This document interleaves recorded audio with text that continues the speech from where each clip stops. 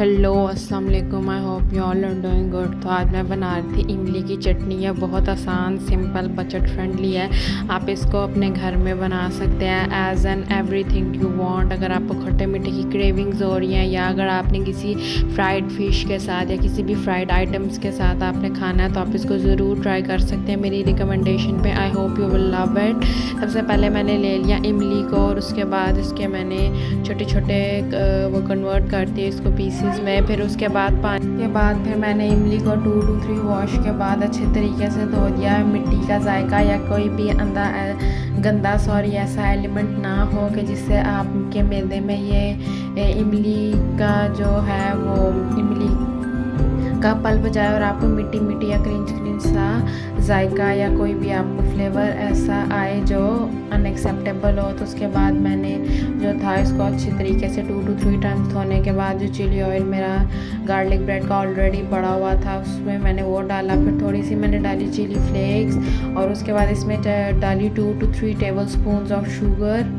Chilli oil की recipe मेरी garlic bread पे ऑलरेडी फीड पे अपलोड मैं कर दूंगी, आप उसको वहाँ से जाके देख लेना। देन मैंने इसको तकरीबन हाफ एन आवर तेज़ आंच पे इसको इतना पकाया था इस चटनी को कि जो गिटलियों में से पल्प है या हल्का सा जो भी इमली का आपको फील हो रहा है या इमली की छोटी जो कहते हैं इमली के साथ गूदा लगा होता है उसको उतारने के लिए मैंने तकरीबन इसको आधे घंटे या 45 मिनट्स के लिए इसको जो है वो पकाने के लिए छोड़ दिया था कि गिटलियाँ अपना जो गूदा है वो असर वो उसका छोड़ दें और जो है वो बॉईल होना शुरू हो जाए और गिटलियाँ नरम होनी शुरू हो जाए। जब मैं इसको धो रही थी तो जो इमली की जो गिटलियाँ थी वो इतनी सख्त थी कि इसका जो गूदा था वो थोड़ा सा नरम और सॉफ्ट हो जाए।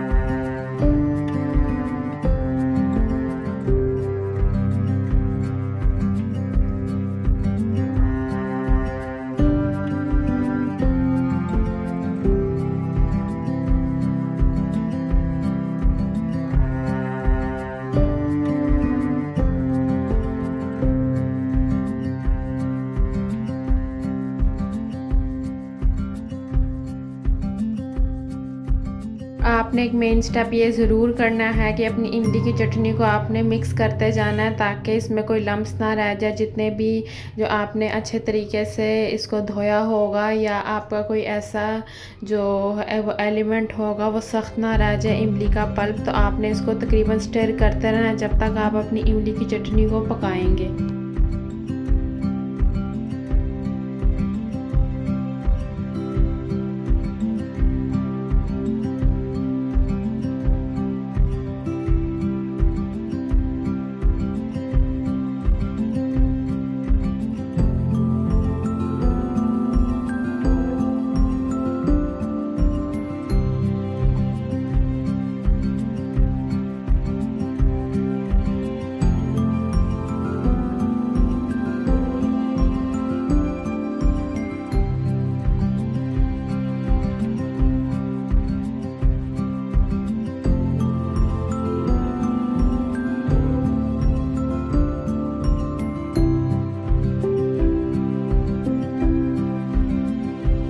पहले मैंने कहा कि मैं छान लेती हूँ तो लेकिन वो ना छानने के बाद देखो जो बैटर था मैंने कहा शायद मैंने सही पकाया नहीं हुआ इमली की चटनी को, इस वजह से वो पानी पानी सा फील हो रहा है। देन मैंने इसमें एक और मेथड भी अप्लाई किया था। मैंने कहा शायद मेरी ही गलती है, इस वजह से ये वाटर वो निकल रहा है और जो सख्त जो इमली का गूदा होता है वो उस तरह नहीं निकल रहा। देन मैंने इसको दोबारा तकरीबन 15 to 20 या 1 आवर के लिए पकाया था कि ऑलरेडी जो है इसका गूदा ये वाटरी ना हो और थोड़ा गूदा टाइप हो। लेकिन फिर मैंने एंड पे जो प्रोसीजर किया था वो आपको मैं बताती हूँ आगे जाके।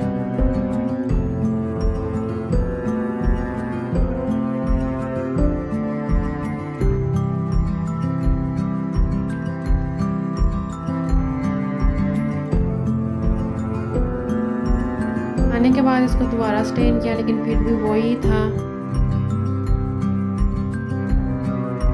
फिर मैंने इसको गूदे के साथ ही निकाल दिया और इसको जो था मैंने ग्राइंड कर लिया।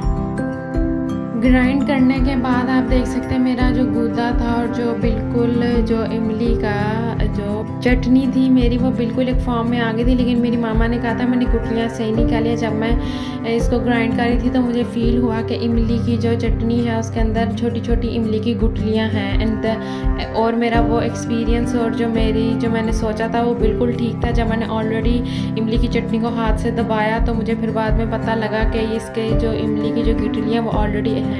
मैंने यहाँ पे फ्राइड फ़िश के लिए चटनी बनाई थी तो मैंने इसकी रेसिपी मैंने कहा आपके साथ भी शेयर करूँ। तो आप इसको किसी भी फ़िश के साथ, किसी भी फ्राइड आइटम्स के साथ, किसी भी फूड के साथ या किसी भी अगर आपने रोटी खानी है तो आप इसको इंजॉय करके खा सकते हैं। आई hope you like my recipes.